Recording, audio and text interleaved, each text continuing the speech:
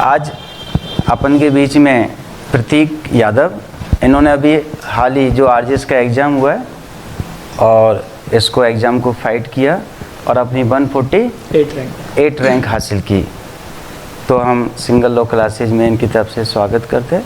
इनके लिए हमारी तरफ से बहुत बहुत बधाई हो। और हम सबसे पहले हम इनका माला अर्पण करते हैं। यस बेटा, आ जाइए बेटा, इधर आ जाइए। यस, खुश रहो बेटा, खुश। अब नेक्स्ट नंबर आप ही का है यहाँ पर। हाँ, एक फ़ोटो खींच लो इसका।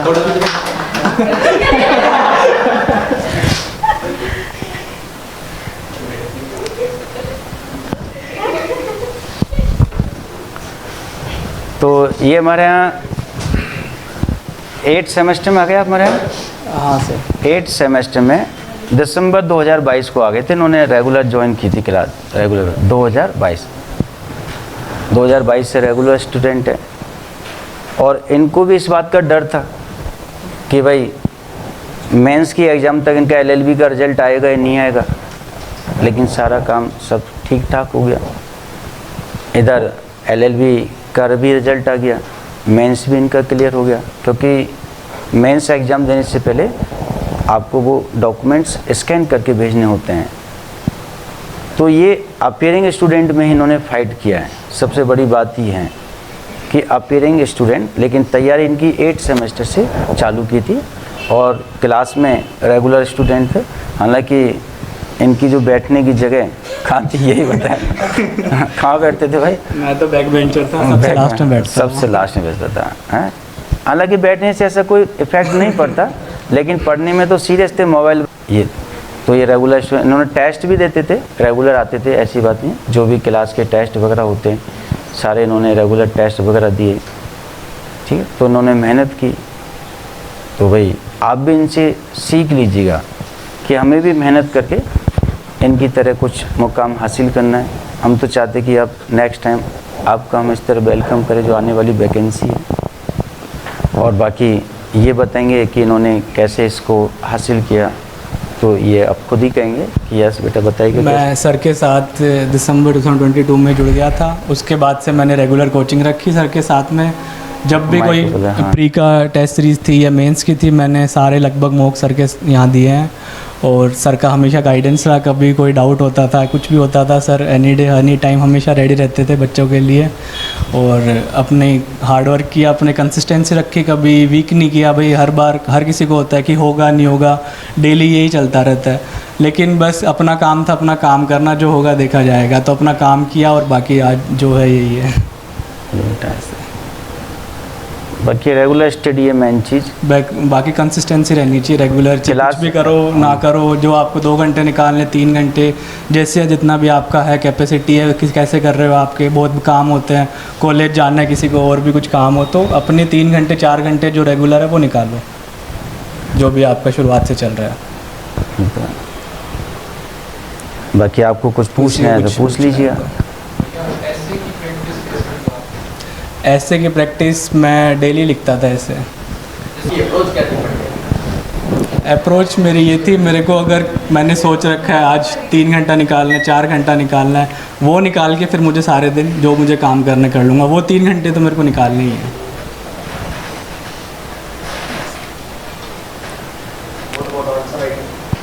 आंसर राइटिंग तो बुक्स ऐसा होता है कि हर क्वेश्चन डायरेक्ट से नहीं होगा। कुछ क्वेश्चंस के लिए बुक ज़रूरी है, वो बुक से ही आपको हेल्प मिलेगी। बाकी बेरेक्ट तो मेन की है ही कि फोकस प्री निकालने के लिए, मेंस निकालने के, इंटरव्यू के लिए, वो तो बिल्कुल तैयार होना ही चाहिए। उसके बाद में आंसर राइटिंग खाली बेरेक्ट से नहीं चलेगी। मेंस के लिए बुक चल रही है, मतलब हर सब्जेक्ट की जो मेजर है सबकी कुछ ना कुछ बुक चाहिए, क्योंकि उनसे ही आप आंसर अच्छा लिख पाओगे। बुक मेजर टॉपिक्स की तो हर की पढ़नी पड़ेगी आपको आंसर राइटिंग के लिए। बाकी सर की मॉक सीरीज़ है, उसमें पता चल जाएगा आप क्या लिख रहे हो, कैसे लिख रहे हो। तो सर भी गाइड करते हैं कि आपको ये लिखना चाहिए, नहीं लिखना चाहिए।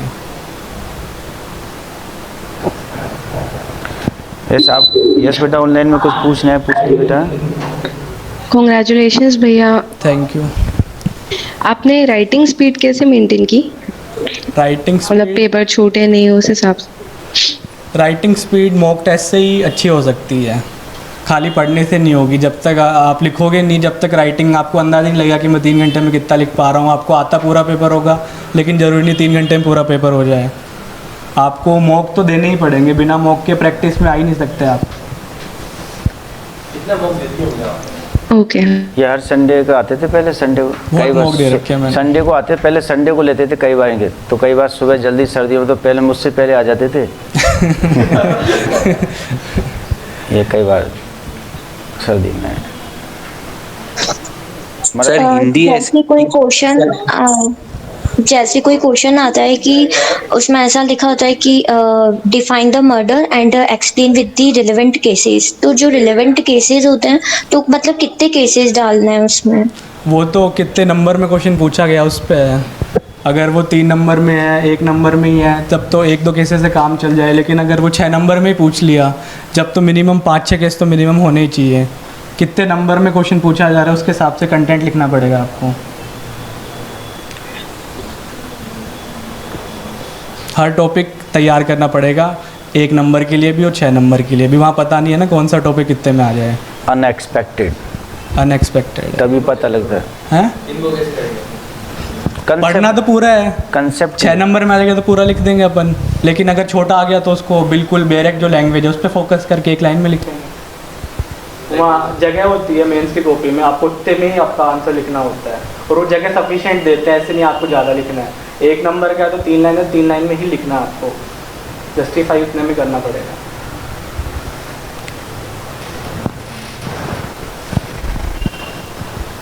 एफिशिएंट स्टडी कितने आवर्स की हो जाती थी आपकी कोचिंग के अलावा? वो तो सबकी अलग होती है, कोई ज़्यादा पढ़ता है, कोई कम पढ़ता है। स्टिल फिर भी कोचिंग के अलावा 4-5 घंटे मोस्टली, तो जितना हो, मतलब 7 में से 5 दिन तो इतना करो। अब मेरी कोचिंग Feb-March में ख़त्म हो गई थी नोटिफिकेशन आने से पहले, तो फिर मेरे पास तो काम ही क्या था, यही था कि पढ़ना था, तो फिर ज़्यादा टाइम दिया। सर आपने हिंदी ऐसे राइटिंग की प्रैक्टिस कैसी?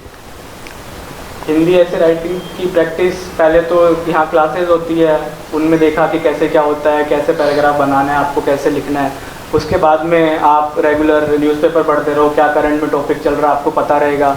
थोड़ा थोड़ा कंटेंट आप न्यूज़पेपर पढ़ते रहोगे तो दिमाग में रहेगा, वहाँ कुछ भी आ जाए तो आप ऐसे बिल्कुल ब्लाइंड नहीं होंगे, आपको थोड़ा बहुत कंटेंट रहेगा, उसी को फिर आपको बना के लिखना। आप अगर प्रैक्टिस करते रहोगे तो आपकी ऐसी हैबिट बन जाती है कि आप लिख दोगे वहाँ पर। अगर आपने इतने ऐसे लिख रखे हैं, आप 30-40 ऐसे तैयार करके जाओगे तो वहाँ कुछ भी आएगा तो आपके दिमाग में ऐसा होगा, अपने आप प्रोसेस करेगा और वो लिख दोगे आप वहाँ पे।